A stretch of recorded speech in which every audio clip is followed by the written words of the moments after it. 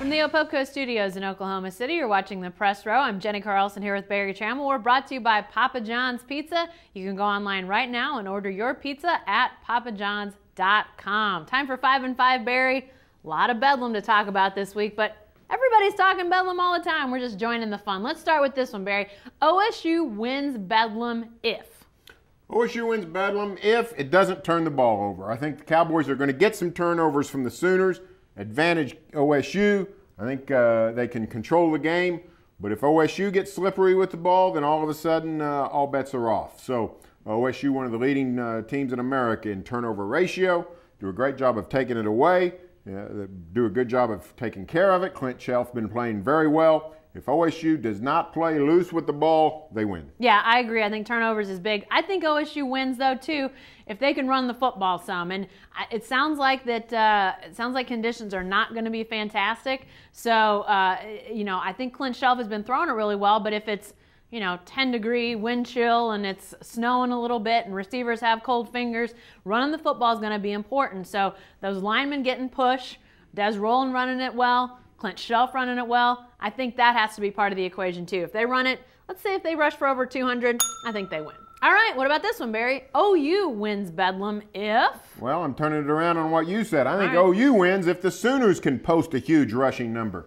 I think Oklahoma will go into this game wanting to run the ball and trying to minimize their pass attempts. Trevor Knight played a solid game in the cold of Manhattan, but still, this is a kid from San Antonio, doesn't know a lot about playing in the cold. The conditions appear to be extreme Saturday in Stillwater. Oklahoma does not want to throw into the 20s. They want to keep those passes down. To do that, they've got to run. They got to get over 300 yards rushing. If the Sooners can get over 300 yards of rushing, I think they can win Bedlam. Well, I'll go with the defensive side for OU. I'll say that OU wins if they get some scores on defense. I think they have to get at least one defensive touchdown, and I'll even throw in special teams. So maybe get a special teams touchdown. I think they're going to have to score outside of their offense because I think Oklahoma State's defense is going to be able to keep the OU offense in check. So I think that OU defense is going to have to do something to put some points on the board. I think they're going to need to score for OU to win. All right, Barry, let's talk about the rivalry. What kind of rivalry is Bedlam? Is this a hate rivalry, a respect rivalry, something else? What does this rivalry become? Well, I mean, I think it was a one-sided rivalry for a long time, and I think it was more of a nuisance rivalry for the OU side. A lot of resentment from the OSU side, but I think it's getting into the hate realm. I don't sense a lot of respect. Now, I'm not talking about the players and the coaches. I mean, I think they generally respect most of the people they play against. But I think the fans are getting into the hate mode. I don't think it is Alabama-Auburn. I don't think it's reached that extent yet. But let's not pretend this is OU-Nebraska or even OU-Texas. I detect a lot of hate on both sides. Get a lot of comments about the Aggies and the Gooners and all kind, whatever words you can come up with. So I think it's getting towards hate. Sooners have still dominated. They've won 9 of the last 10.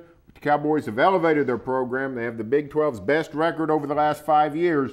I think OU players, coaches, and fans now know that OSU is a legitimate threat, a legitimate rival. I think the hate's building. You said Aggies and Gooners on video. That might be the best thing we've had on the press row in a long time. Yeah, I think we're trending towards hate, but please, could we, while everybody wants to say how great Auburn, Alabama is in terms of rivalries, could we not get to that extreme? An Alabama fan shot another Alabama fan at a party after that loss on Saturday because she said that the other Alabama fan wasn't mad enough about the loss. Could we please not get to that point, for crying out loud? All right, we've talked about the weather a bit, alluded to it, but Barry, worst conditions you've seen a game in. What is it? Well, I'm going to throw you a curveball. It wasn't football. I think it was at a basketball game. Covered one of Sherry's NCAA tournament games a few years ago. I think it might have been 2010, I can't remember, 2007, one of those times. You've tried to block it out is what you're saying. I've been twice. Here's the deal. Dayton Arena, Dayton, Ohio, late March. Dayton, Ohio, not a lot of reasons for air conditioning in their gym in an arena that's used for October through March. Got 90 degrees in Dayton that memorable day. Dayton was not ready for a 90-degree day. The Dayton Arena became a sauna. It was insufferable. People were passing out. Everybody was drenched. it was frankly, it was a much more scary health hazard than anything we're going to see in Stillwater on Saturday. So, you know, people get a lot more sick when they get hot than when they get cold. So that would probably be it, Dayton Arena. So when we're all freezing on Saturday, you're just going to bring up the story about Dayton Arena? Remember Dayton, Ohio. Remember Dayton. Well, I have to go to a game that I saw as a kid. When I was in elementary school, we went to all the high school games when I was growing up back in the northern part of Kansas. And when you're going to high school games in the northern part of Kansas, sometimes it gets a little cold. And I remember a game, my dad was actually one of the radio play-by-play voices, and they were up on the top of the press box, not in the press box, on top of the press box. I think he nearly froze, but I just remember your hands start to tingle when you start to warm up. I think mine tingled all the way home. Oh, that was bad. Wear layers on Saturday, folks. Layers. All right, lastly, Barry. Oh, it's a non-Bedlam question. Hey, it's Reggie Jackson. Is he the NBA's Sixth Man of the Year? Well, he certainly made it an interesting topic. I don't think he's got a chance at Sixth Man of the Year because, frankly, he hasn't been a sixth man up until this point. The Thunder made the decision, hey, we're not going to go with a true sixth man. Other guys have a head start. Jamal Crawford, a perennial candidate, high scoring off the bench for the Clippers. But Reggie Jackson is certainly making the Thunder change its thinking. Reggie Jackson is stepping into the role, it appears, that Kevin Martin and James Harden before him fulfilled as instant offense off the bench. He's playing better and better. He's not just Russell Westbrook's point guard. He's a guy they want to play with Westbrook and with Durant, guy that they want in at crunch time. Been phenomenal in the fourth quarter of 2 of the last 3 games.